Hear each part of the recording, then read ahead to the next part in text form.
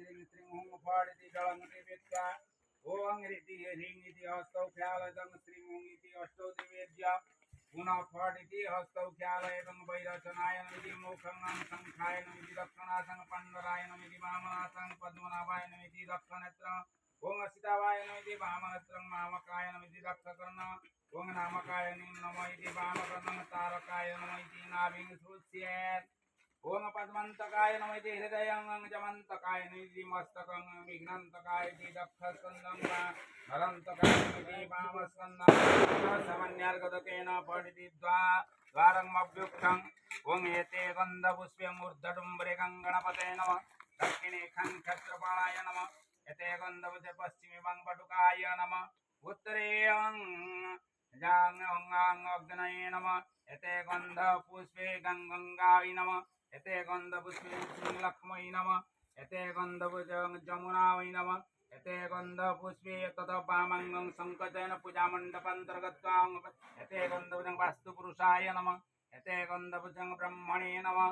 ओं द्वारदेवतं श्रीपादुकां पूजयामि नमः द्वारदेवतं श्रीपादुकां समर्पयामि नमः ओं ऐं ह्रीं श्रीं हुं फट् इति दिव्यधिष्ठानं दिव्यान् विघ्नान् उत्सार्य अस्त्राय फट् इति जलेनान्तरिक्षगान् फट् इति वामपाद अस्निघातत्रेण भौमान् विघ्नान् उत्सार्य केवलं तण्डुलान् गृहीत्वा ओं सर्वविघ्नानुसारय हुं फट् स्वाहा ओं पदर्पणते भूता देवता भूतिपालका भूतानाम विरोधेन नीलाचलं करम्यं वेदाश्च विशालाश्च राक्षसाश्च सरिसृपा अपदर्पन्तु ते सर्वे चण्डिका श्रीमताडिता इति मन्त्राभ्यं भूतादीनमपसारयेत् ततः आसननिम्ने कुशविष्टरं दत्त्वा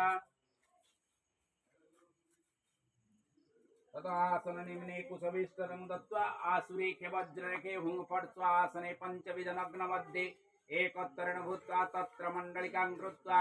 ओं विकच्छ कच्छशेषश्च मुक्तकश्च तथैव च एकवासावासावा नग्नं पञ्चविधसृजा तत्र विहितासनमारभ्य विरासनोपविश्य विजयासि कुर्यात्